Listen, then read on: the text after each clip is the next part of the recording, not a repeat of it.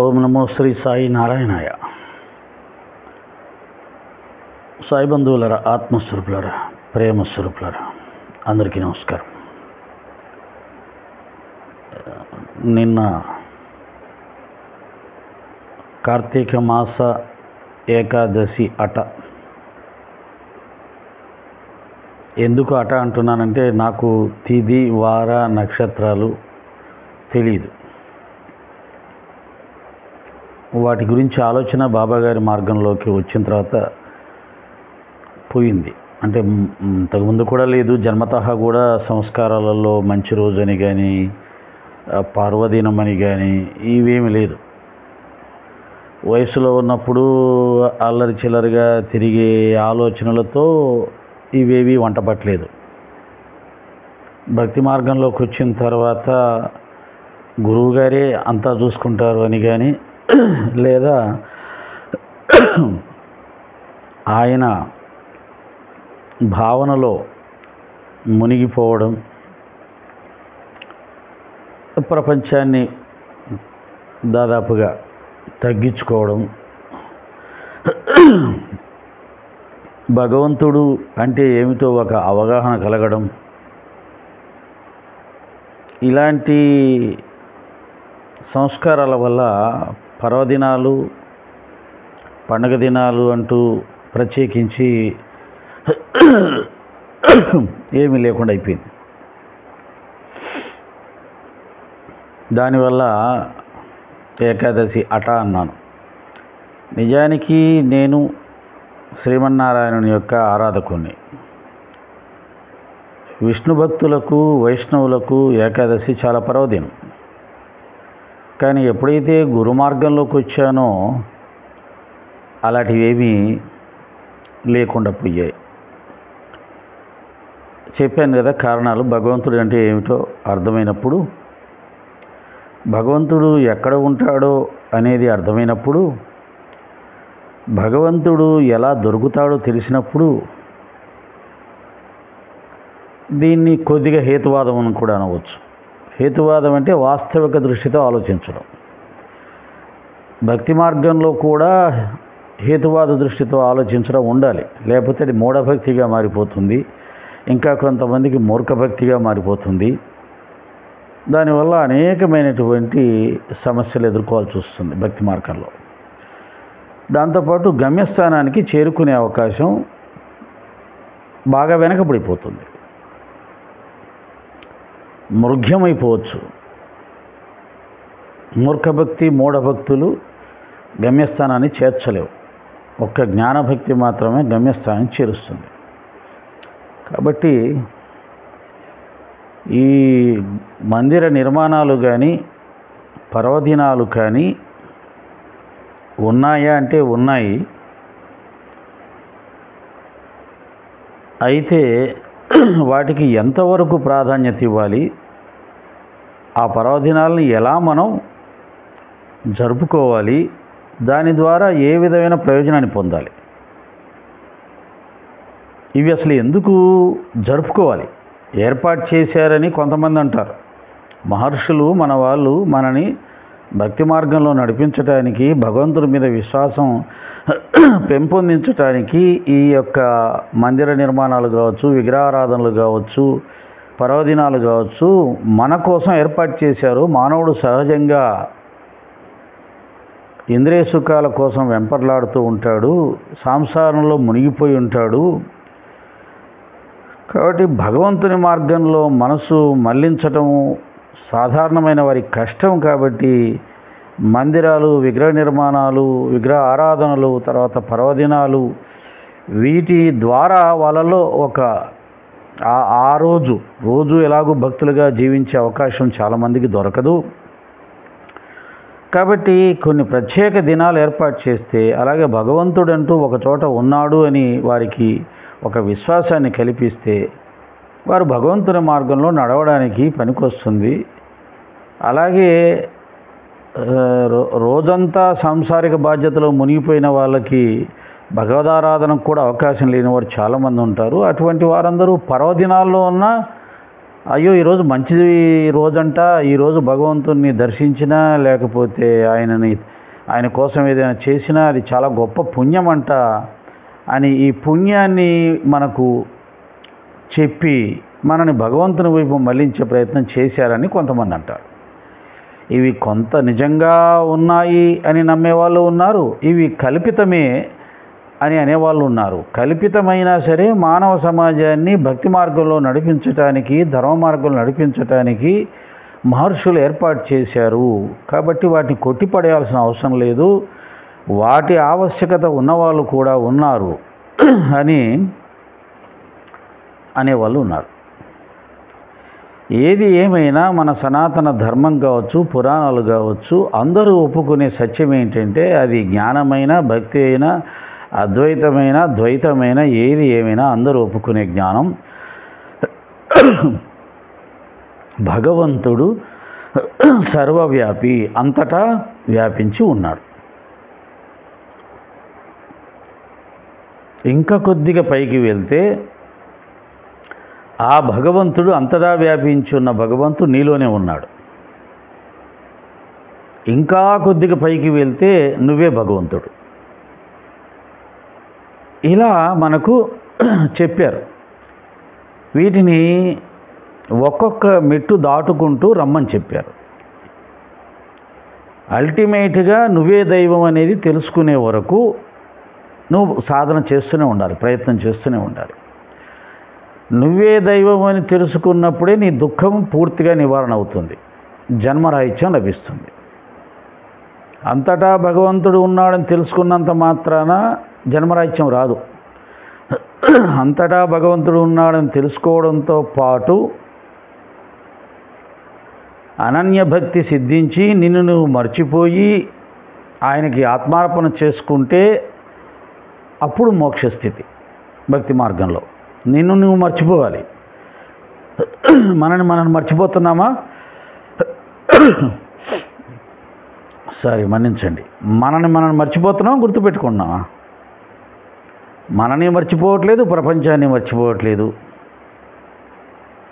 ఏదో రూపంలో ప్రపంచాన్ని గుర్తుపెట్టుకుంటూనే ఉంటున్నాం. మంచి చెడు, దానం ధర్మం, పుణ్యం పాపం, పండగ దినం మామూలు దినం, మంచి రోజు చెడ్డ రోజు, తీర్థక్షేత్రం మామూలు క్షేత్రం, ఇవన్నీ గుర్తుంటున్నాయి మనకు. వాటిని దాటడమే అవధూత స్థితి. వాటన్నిటిని దాటడమే జ్ఞానం, వాటన్నిటిని దాటడమే మోక్షం. దురదృష్టం కొద్దీ మొట్టమొదట 1వ తరగతి పిల్లలకు చెప్పే విద్య ఏదైతే ఉందో భక్తి మార్గంలో కూడా అదే విద్యని ఎక్కువగా ప్రచారం చేయడం జరిగిపోయింది. ఏంటి 1వ తరగతి విద్య? భగవంతుడు గుడిలోనే ఉన్నాడు, భగవంతుడు గుడిలోనే ఉన్నాడు, గుడికి వెళ్తేనే పుణ్యం. ఇప్పటికి కూడా మనం వింటుంటాం. చూడండి, వేరే మతాల వాళ్ళు వాళ్ళ మందిరాలకి ఆదివారం పూట పిల్ల పాపలతో కలిసి వస్తారు. వాళ్ళ యొక్క మత గ్రంథాన్ని పట్టుకొని ఖచ్చితంగా వారానికి ఒక్కసారి అందరూ వస్తారు. మన హిందువులు ఎవరైనా వస్తున్నారా అంటారు. మన హిందువులకు ఒక జ్ఞానం ఉంది, ఆ జ్ఞానం అందరికీ లేదు. భగవంతుడు సర్వవ్యాపి అనే జ్ఞానం ఉంది. దాంతోపాటు మన హిందువులకు ఉన్న ఒక అవకాశం, గుడిలో ఏ విధమైనటువంటి దైవారాధన అయితే ఉందో అదే ఆరాధన ఇంట్లో కూడా పూజా గదిలో ఏర్పాటు చేసుకొని చేసే అవకాశం మనకే ఉంది. వేరే మతాలకు అది లేదు. దేవుడు అవతరిస్తాడనే నమ్మకం, దేవుడు భూమి మీదకి రాడని ఒక నమ్మకంతో ఒక మతం ఉంది. వచ్చినా కానీ ఆయన పలానా చోటే ఉంటాడు తప్ప విగ్రహారాధన చేయకూడదు, ఆయన యొక్క మూర్తిని ఇంట్లో పెట్టుకోకూడదు, పూజించకూడదు. అసలు పూజా విధానమే లేదు.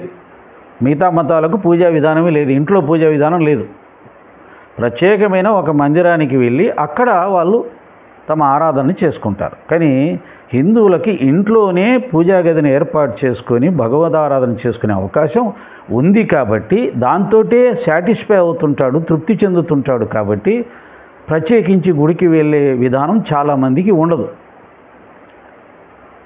ఇంట్లో అవకాశం లేని వాళ్ళు మాత్రమే మందిరాలకు వెళ్తుంటారు. ఇది కూడా మనం గ్రహించాలి. గుడికి వెళ్ళడమే గొప్ప కాదు. భగవంతుని విశ్వసిస్తూ భగవదారాధన చేస్తూ భక్తులుగా జీవించటమే ముఖ్యం. అది ఇంట్లో చేస్తున్నావా, గుడికి వెళ్ళి చేస్తున్నావా,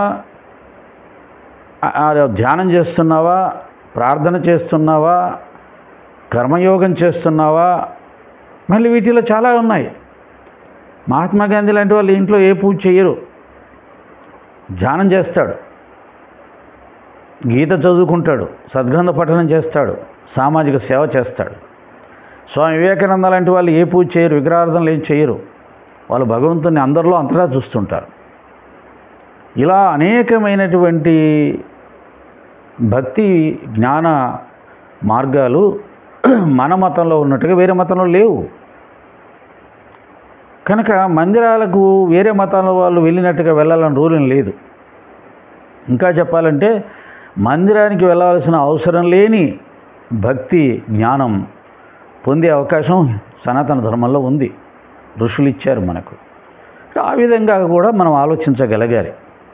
ఇంకా కొన్ని రోజులు పోతే ఇంట్లో ఉన్నటువంటి పూజా మందిరంలో కూడా పూజ చేయకుండా అనన్య భక్తిని పొంది అంతటా భగవంతుని చూస్తూ పంచభూతాల్లో కూడా భగవంతుని చూస్తూ ప్రార్థనలు చేసుకుంటూ కీర్తనలు చేసుకుంటూ అన్నమయ్య, భక్త తుకారాం, మీరాబాయి వీళ్ళందరూ ఇంట్లో కూర్చొని పూజ గదులు కూర్చొని చేయలే. ప్రపంచంలోకి వెళ్ళిపోయారు.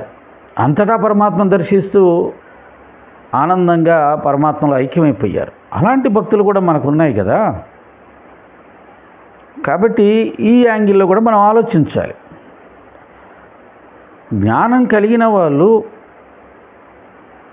ఎన్నో జన్మల సంస్కారాల వలనో లేకపోతే ఈ జన్మలో వాళ్ళ తల్లిదండ్రులు అందించిన సంస్కారమో లేదా వాళ్ళ గురువులు అందించిన సంస్కారం వలనో భగవంతుడు అంతటా ఉన్నాడనే జ్ఞానాన్ని కలిగి జీవిస్తూ ఉన్నారు. ఇదే సత్యం. భగవంతుడు అంతటా ఉన్నాడనే సత్యం. భగవంతుడు ఒక దగ్గరే ఉన్నాడనేది అసత్యం. స్థల పురాణాలు, స్థల ప్రాముఖ్యతలు అంటూ ఉంటారు కదా, అది నిజమే.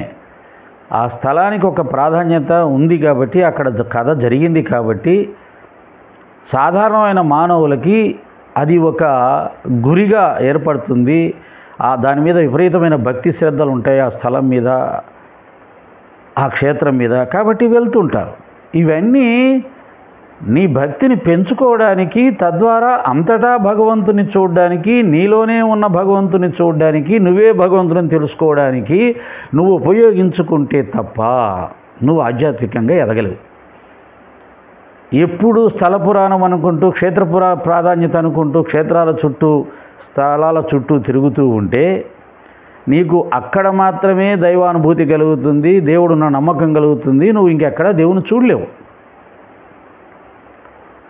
నువ్వు అంతటా దేవుణ్ణి చూసేది రానంత వరకు భగవంతుడి గురించి నువ్వు అసంపూర్ణంగా తెలుసుకున్నట్టే. భగవంతుని గురించి పరిపూర్ణంగా తెలుసుకున్నవాడివి కాలేదు. బాబాగారు అలాంటి ట్రైనింగ్స్ చాలామందికి ఇచ్చారు. ఆ మాన్కర్ అనే అతనికి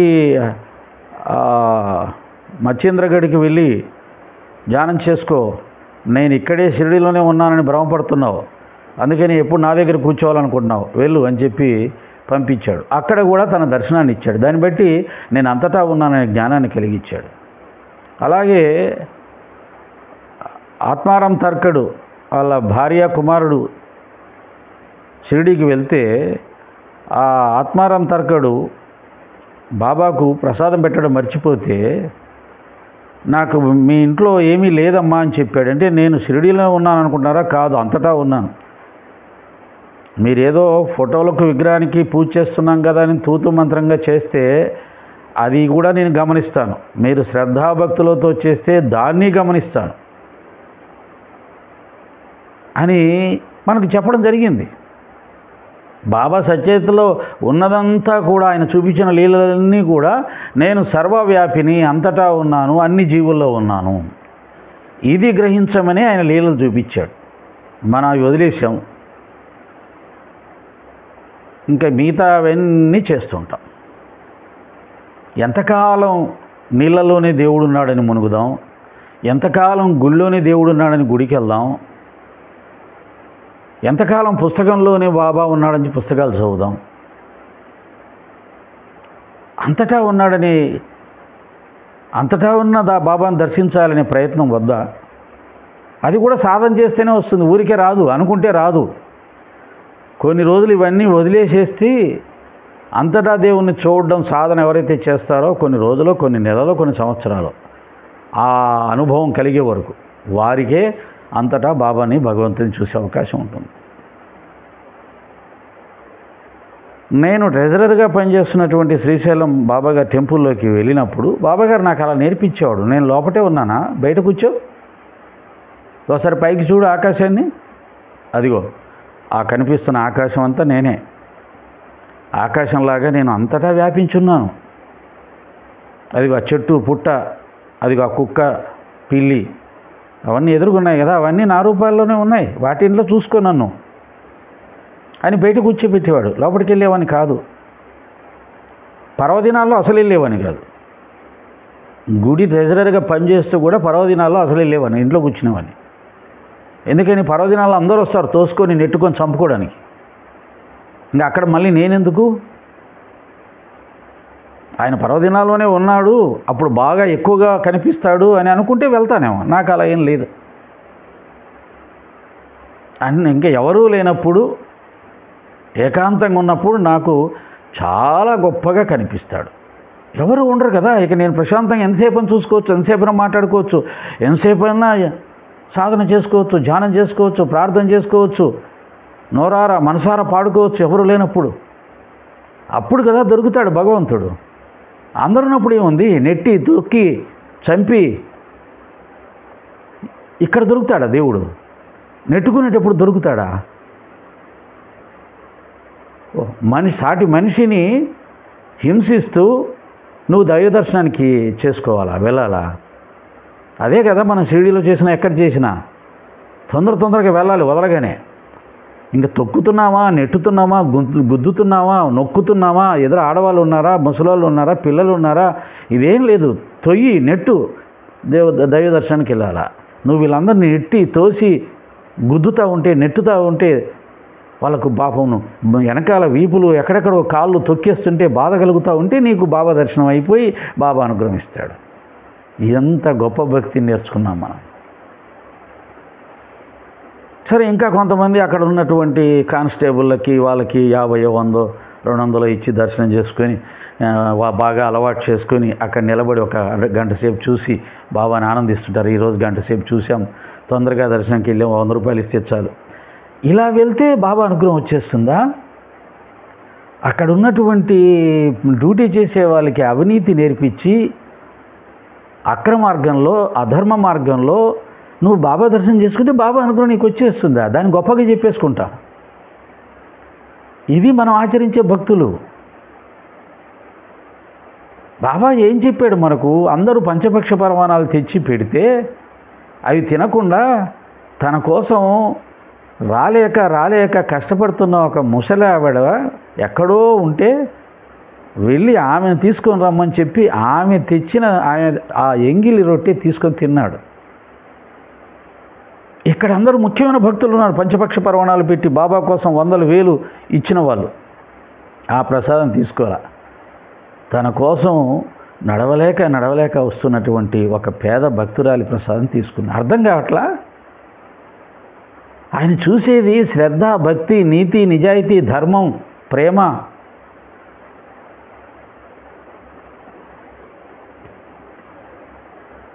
అలాగా దురదృష్టం కొద్దీ పర్వదినాలను ఎక్కువగా చేసి చెప్పడం, పర్వదినాల్లో ఫలానా గుడికి వెళ్ళి దర్శనం చేసుకుంటే పాపాలన్నీ పోతాయి, పుణ్యం గుట్టలు వచ్చి అకౌంట్లో చేరుతుందని చెప్పడం, అదే భక్తిగా ప్రచారం చేయడం.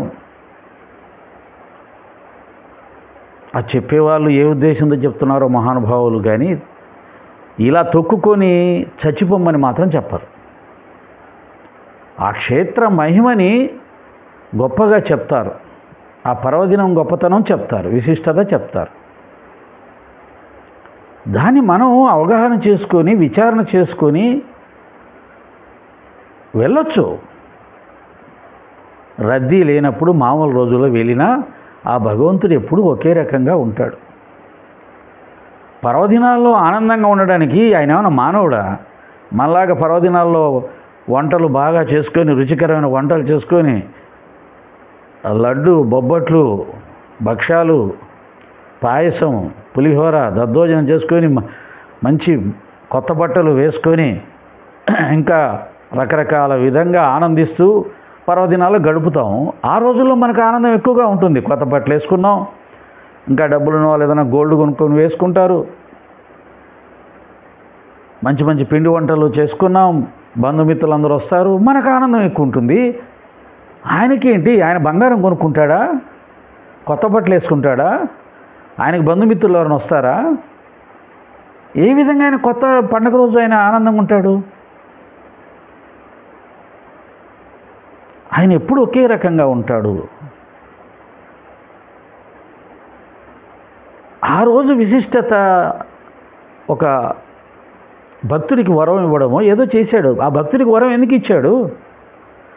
ఆ భక్తుల్లో గొప్ప భక్తి, గొప్ప ప్రేమ, గొప్ప త్యాగం ఉన్నందుకు ఇచ్చాడు. అవి నేర్చుకోవాలి మనం, అవి ఆచరించాలి. అవి ఆచరించి మనం కూడా ఆ భక్తుల్లో తయారవ్వాలి. అంతేగాని ఆ భక్తుడు ఇలా పర్వదినాల్లో గుళ్ళకి వెళ్ళి మనుషుల్ని తొక్కి చంపి దర్శనానికి వెళ్తే ఆయన గొప్ప భక్తుడు కాలా. అలా ఎవరు భక్తులుగా మారిన వాళ్ళు ఎవరు లేరు.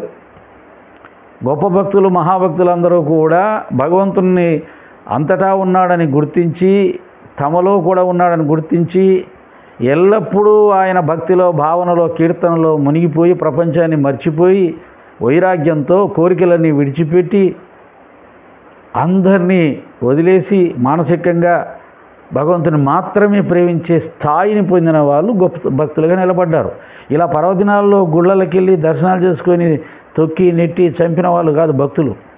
కాబట్టి అసలు భక్తి అంటే ఏంటో మనకు ఈ చెప్పేవారు అది కూడా చెప్పాలండి. పర్వదినాల విశిష్టత, క్షేత్రాల విశిష్టత, కుంభమేళాల విశిష్టత చెప్పేవాళ్ళు వాటి విశిష్టత చెబుతూ కూడా వాటికి వెళ్ళకుండా కూడా భగవదనుగ్రహం ఎలా పొందవచ్చు, వాడికి వెళ్ళినంత మాత్రాన భగవదనుగ్రహం వస్తుందనే గ్యారంటీ లేదు. వాటికి వెళ్ళడంతో పాటుగా ఈ గుణాలు ఉంటేనే వస్తుంది. అలా వాళ్ళని అన్ని విధాలుగా ఎడ్యుకేట్ చేయాలి. అవకాశం ఉంటే వెళ్ళండి, వెళ్ళినప్పుడు అన్ని జాగ్రత్తలు తీసుకోండి. అక్కడ ఎక్కువగా జనం గుమిగున్నట్టు కనపడితే దూరంగా ఉండండి. వాళ్ళంతా వెళ్ళిపోయాక వెళ్ళండి, లేదా రేపు వెళ్ళండి, ఇబ్బంది ఏం లేదు. అలాగే ఈరోజే దర్శనం చేసుకోవాలి, ఈరోజు దర్శనం చేసుకుంటేనే పుణ్యం అనేది కూడా విడిచిపెట్టండి. భగవంతుడు ఇంకా కావాల్సి కొన్ని కల్పించి చెప్పండి. ఏకాదశికి ముందు 10 రోజులు, వెనక 10 రోజులు కూడా ఆయన ఒకే రకంగా ఆశీర్వదిస్తాడు, పుణ్యం ఇస్తాడు. ఎక్కడికి పోదా పుణ్యం, చక్కగా నెమ్మదిగా తెచ్చుకోవచ్చు అని చెప్పండి. కానీ ఏకాదశి రోజు పోతే మాత్రమే అప్పుడు దర్శనం అయితేనే వైకుంఠ ద్వారం తెరుస్తారు, తీసుకెళ్ళిపోతాడు. వైకుంఠ ద్వారం తెరిచి ఆ రోజు చనిపోయిన వాళ్ళందరినీ తీసుకెళ్ళి మోక్షం ఇచ్చేస్తాడు అనుకున్న వాళ్ళందరూ మోక్షం కావాలంటే ఆ రోజు చచ్చిపోవచ్చు కదా. ఆ రోజు చచ్చిపోవచ్చు కదా. మోక్షంగా చనిపోతే మోక్షం వస్తుంది, దర్శనం చేసుకుంటే కాదు. వైకుంఠ ద్వారంలో దర్శనం చేసుకుంటే మోక్షం వస్తుందని చెప్పలా. వైకుంఠ ఏకాదశి రోజు చనిపోయిన వాళ్ళకి మోక్షం వస్తుంది అన్నారు. మనం దర్శనం చేసుకోవడానికి వెంట పడుతున్నాం, దర్శనం చేసుకోవడానికి తొక్కిసలాడుతున్నాం, నెట్టేస్తున్నాం, చంపేస్తున్నాం దర్శనం చేసుకోవడానికి. కాబట్టి సోదరులారా, భక్త మహాశయులారా, అందరికీ నమస్కారం. భగవంతుడు అంతటా ఉన్నాడు, నీలోనే ఉన్నాడు, నువ్వే భగవంతుడు.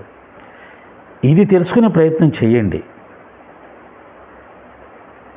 అలాగే తత్వ ప్రచారకులు కూడా, భక్తి ప్రచారకులు కూడా, పురాణ ప్రవచకులు కూడా వినడానికి వచ్చిన ప్రతి ఒక్కరిని భక్తి నుంచి జ్ఞానభక్తిలోకి, ఆ తర్వాత అద్వైత భక్తిలోకి తీసుకెళ్ళే ప్రయత్నం చేయండి.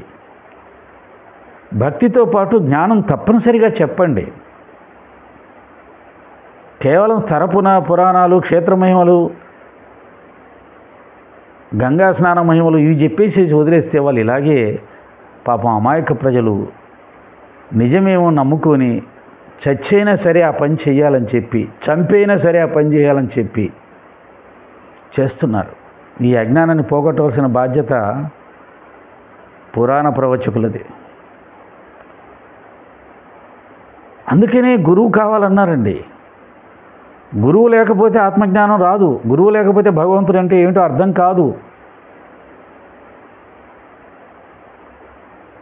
కాబట్టి ముందు గురువును పొందే ప్రయత్నం చెయ్యండి. అప్పుడు దేవుడు అంటే ఏమిటో అర్థమవుతుంది. ఈ తొక్కిసలాట్లు, ఈ పరుగులెత్తడాలు, ఈ గందరగోళాలన్నీ ఆగిపోతాయి. అప్పుడు దురదృష్టం కొద్దీ సమర్థ సద్గురు, అఖిలాండ కోటి బ్రహ్మాండ నాయకుడైన సద్గురు సాయిబాబా భక్తులమై ఉండి కూడా మనం కూడా చాలామంది అలాగే ఉన్నారు. పుణ్యక్షేత్రాలు, పర్వదినాలు, పరిగెత్తడాలు అవి తప్పని నేను అనట్లా, కానీ దాన్ని దాటాలి. ఏం నేర్చుకున్నాం బాబా భక్తులమై? దాసగణ మహారాజు ప్రయాగ క్షేత్రం వెళ్తా అన్నాడు. భారతదేశంలో ప్రయాగ క్షేత్రాన్ని మించిన తీర్థస్నానం ఇంకోటి ఉందా? అక్కడికి వెళ్ళాల్సిన అవసరమే లేదు. గను ప్రయాగ, కాశీ, అయోధ్య అన్నీ ఇక్కడే ఉన్నాయి. అంటే ఎక్కడ ఉన్నాయి? గురువు ఎక్కడుంటే అక్కడే ఉన్నాయి. గురు పాద సన్నిధిలో ఉన్నాయి సర్వం. ఇది ఆయన చెప్పడం కాదు, గురుగీత కూడా చెప్పింది. నమ్ముతామా? ఆ సాధన చేస్తామా? పర్వదినాలు, పుణ్యక్షేత్రాలు, తీర్థస్నాలను వదిలేసి జీవించగలుగుతామా?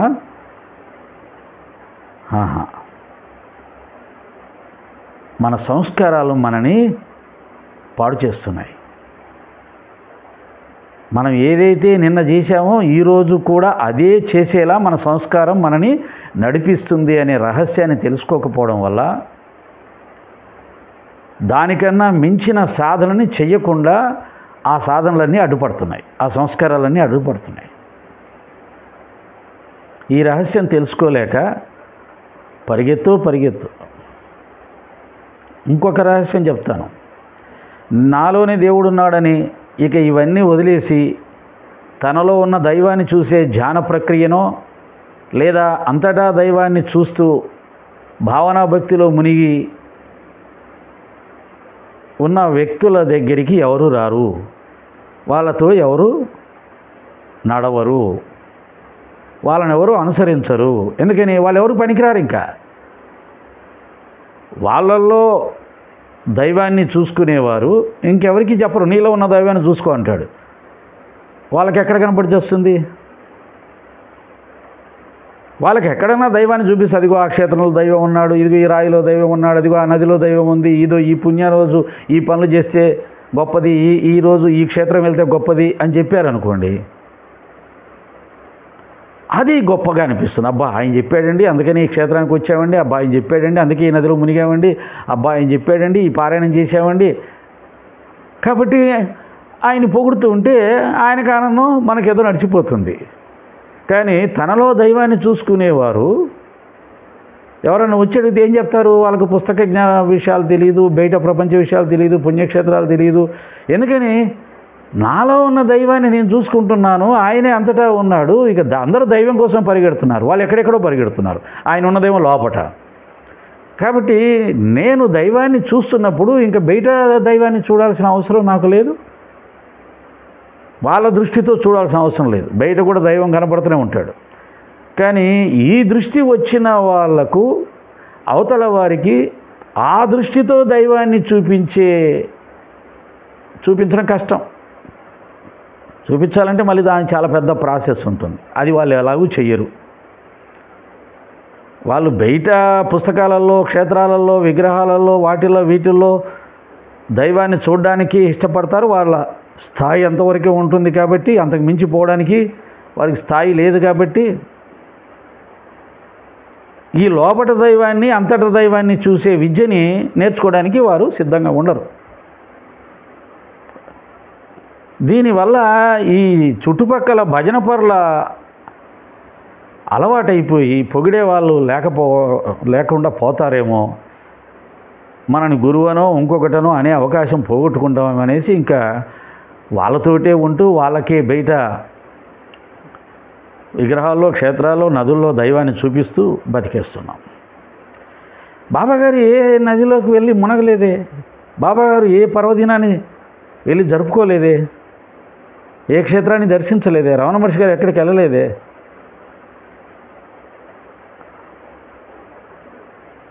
వీళ్ళని కదా మనం అత్యున్నతమైన గురువులుగా భావిస్తుంటాం. ఈ అవధూతలు కూడా ఎక్కడికి వెళ్ళరే, వాళ్ళు ఎక్కడ కూర్చుంటే అక్కడే ఉండిపోతారే. పెంట కుప్ప అయితే పెంట కుప్ప, బురద గుంట అయితే బురద గుంట, ఎక్కడైతే అక్కడే. మనం వాళ్ళ దగ్గరికి వెళ్ళి దర్శనం చేసుకొని వస్తుంటామే. అర్థమైపోట్లా ఏది అత్యున్నతమైన సాధనం. అయినా కానీ అవధూతలు దర్శనం చేస్తాం, కానీ అవధూతల్లాగా సాధన చేసి ఆ స్థాయికి వెళ్ళాలని అనుకో. మహాత్ముల దర్శనం చేస్తాం, కానీ మహాత్ములాగా సాధన చేసి ఆ స్థాయికి వెళ్ళాలనుకో. జ్ఞానులతో కలిసి సంభాషణ చేస్తాం, కానీ జ్ఞానుల్లాగా ఆ రకంగా విచారణ చేసి ఆ స్థాయిని చేరుకోవాలని కోరుకో. మంచి మంచి పుణ్యక్షేత్రాలకు వెళ్తాం, ఆ పుణ్యక్షేత్రాలు ఎందుకు ఏర్పడ్డాయి? మహాభక్తుల వల్ల ఏర్పడ్డాయి. ఆ భక్తుల్లాగా తయారవ్వాలని అనుకో. అన్నీ చూడడం, వినడం, వదిలేయడం, మళ్ళీ మన జీవితం మనం జీవించటం, ఇలా అయిపోయింది. ఏదేమైనా నిన్న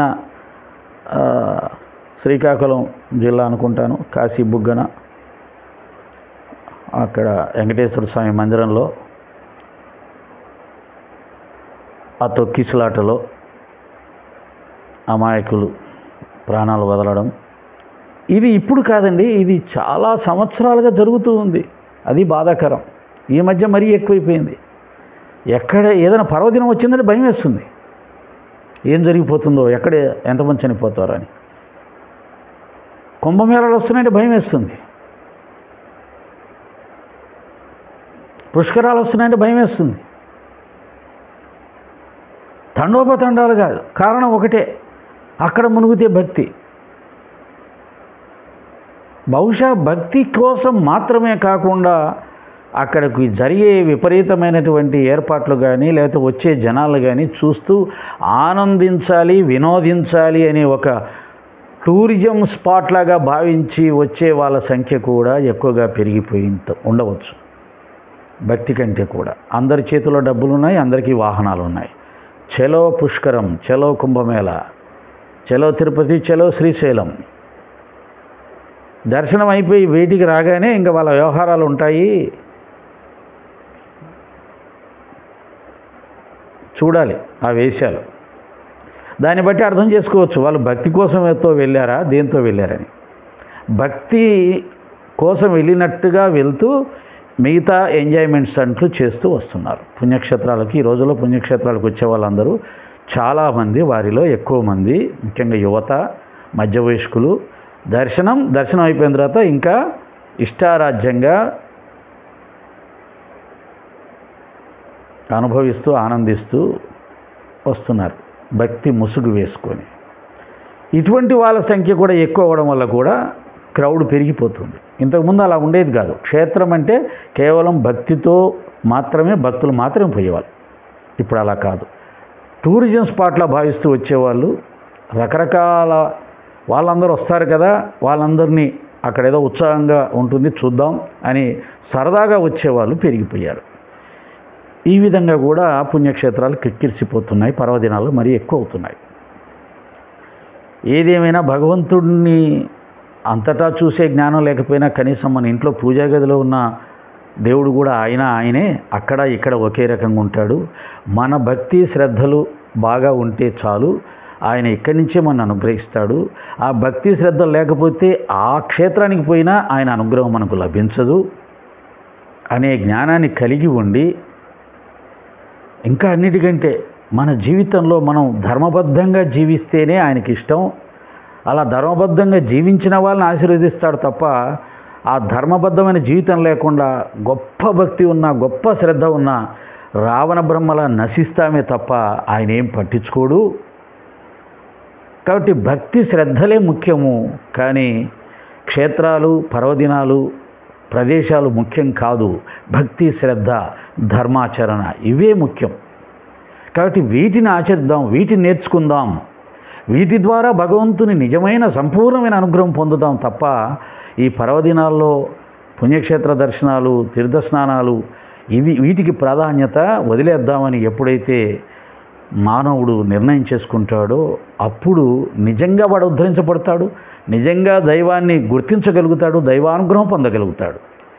ఈ బయట ఈ అమాయక